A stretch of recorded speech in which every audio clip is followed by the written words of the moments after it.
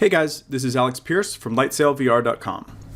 The biggest downside to using Octane for Blender, in my opinion, is viewport performance. If you have a fast GPU setup and a simple scene, it's not a big deal, but as your scene gets more complex, it can be slow and hard to work with. I'll start by demonstrating with a simple scene, then I'll show you a real example from an interior scene I bought on Blender Market from 3D Shaker. I'll leave a link in the description if you want to buy it. It's set up for Octane for Blender and Cycles, and it's great quality. Lastly, I just want to thank Edward O'Connell, who posted some of these hacks on the Facebook group a while back. Okay, I recorded this tutorial and then I realized I really needed to build this into my add-on, so now in AP Octane you have this viewport. At the very top you have automatic viewport performance, and you can go to default, which will go back to the default settings, and max, which will go to the max settings, which basically turns on all of these buttons for you so you don't have to do them one by one. Okay, here's an example of viewport performance at the default setting. So here you can see it's rendering at 27 seconds. So it takes about 25 seconds here. Okay, and let's go ahead and enable max. Okay, this is with max on, and you can see even after we've rendered, we can zoom in and out and pan around, which is nice, but let's go ahead and move so we can see how long it takes. This is a very heavy scene, of course, so it takes about almost 10 seconds. So you can see the difference is quite drastic. It's a lot faster, it's a lot more performant, and it's easier to navigate around your scene. There are a few things you have to do manually, and I've built them into the tips here. So if you click on max, it tells you enable denoise pass and adapt cam res manually. So what that means is, if I click on this, it will set all these settings. You need to go to View Layer Properties, and then under Preview Pass Type, go to Denoiser Beauty. This shows the denoising image over here. And then the other thing it said was something about adapt to camera resolution. What that is with your active camera selected, go down to Camera, and then come down here to Adapt to Camera View Resolution. I can trigger this from Python, but it doesn't update the image here. So this is something you have to do manually for now. You may also have to check in your camera imager that denoise is on. So sometimes you'll find that it's waiting for image over here, and you can see if I move around, it doesn't do anything, it won't change. And that's because you have your denoise beauty pass on, but enabling denoising is off, or maybe you don't have enough preview samples. So just check on that. Same thing, if you want to turn this off, you need to make sure that you go to your preview passes, go back to combined, if you want to turn off denoising and all that. Go to your camera, and then make sure you uncheck this by yourself, otherwise it may not show up. Okay, now I will go through the full tutorial and I'll explain what each and every section does. Just keep in mind, I do have this built into the add-on now. Okay, so the first thing I'm going to do is actually go to Window and then Toggle System Console. If Blender freezes for whatever reason, you can come into this console and press Control-C, and it will stop whatever process is causing it to freeze. Sometimes you can also get clues of why your scene is freezing. Okay, this may be obvious, but the 3D viewport is rendering at the resolution of your screen. So if I'm in full screen and I have a 4K monitor, it has to render this scene in 4K. So if you see here, I'll just let this pause for a second.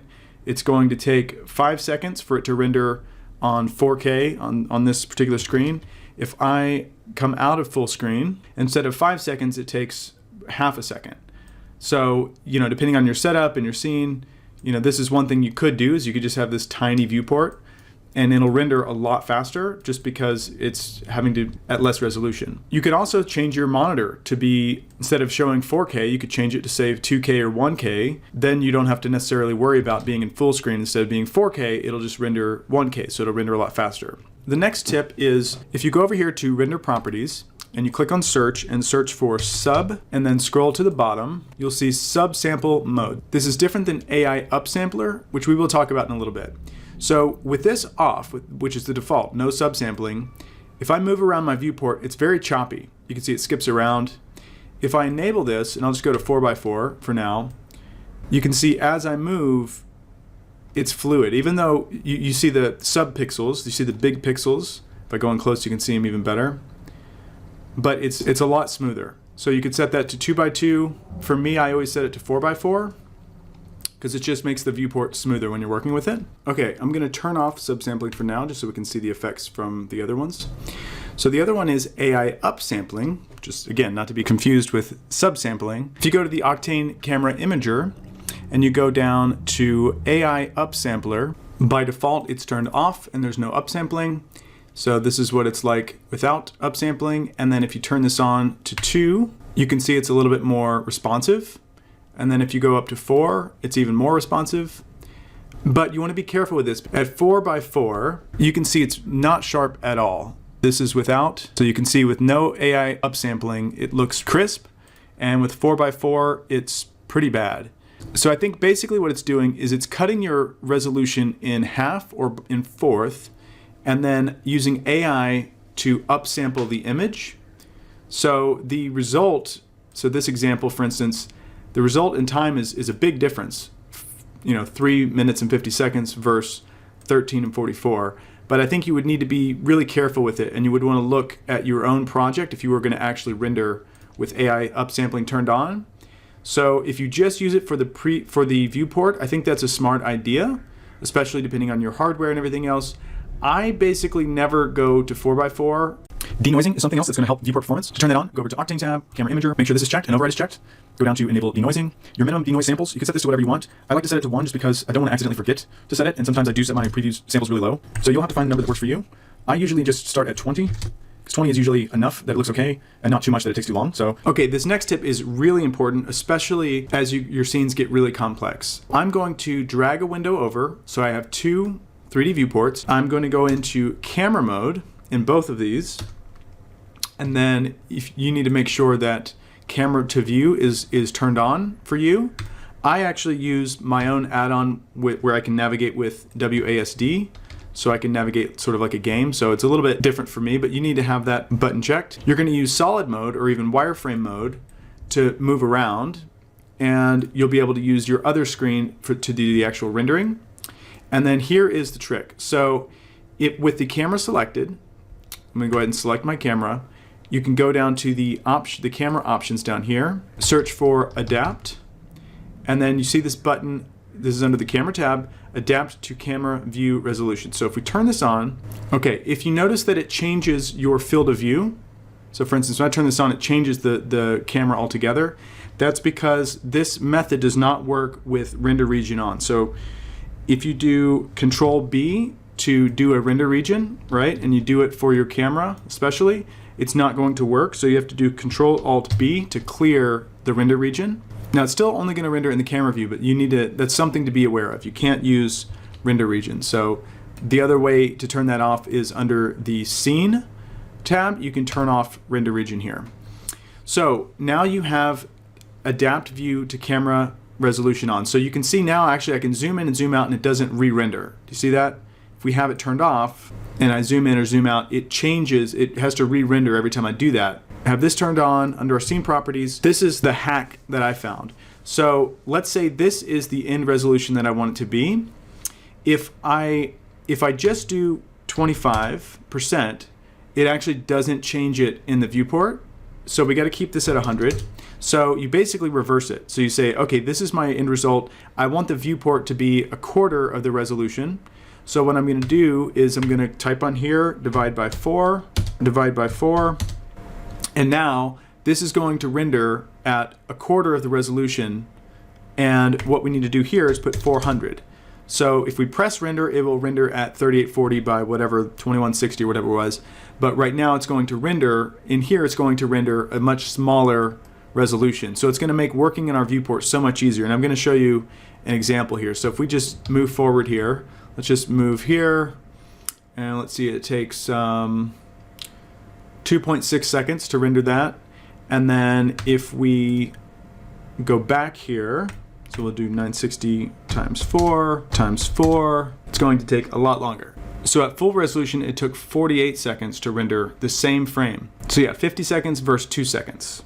You can also work by just moving the camera. But now it doesn't matter how big this is, it's only ever going to render at that small image. So you can work in full screen, which I like to do. And if your scene is like this, you can actually, you don't even need the second viewport, and you can just sort of fly around your scene like you normally do, and you don't have to worry about it being a tiny screen, but it'll still render pretty fast.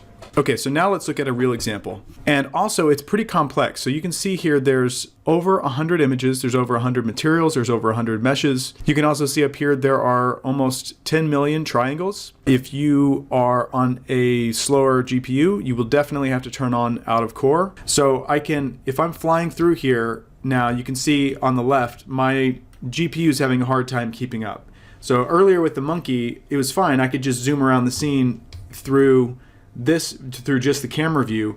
But now I wouldn't know where I'm going until, 5 or 10 seconds has passed. Would I even know where I'm at? So I can come over here and use this to sort of frame up my shot. I can come over, say I want to see what's in the bathroom, and then I could pause on that and let it render a little bit. Over here, if I wanted to render faster, I could continue to drop my resolution down over here. I don't think I'm going to right now because I think this still gives you an idea. But this is basically the only way I would be able to navigate this scene. I should also turn on everything. I need to turn on 4x4 subsampling, 2x2 upsampling. Now you can see it moves even faster than before. So I can sort of see where I'm going now. Fly through here, come up here, see what this looks like up here. So the subsampling helps a lot. I might turn off the AI upsampling because I think it just makes the whole scene look terrible. So of course I could also turn down my max preview samples depending on my denoise settings here.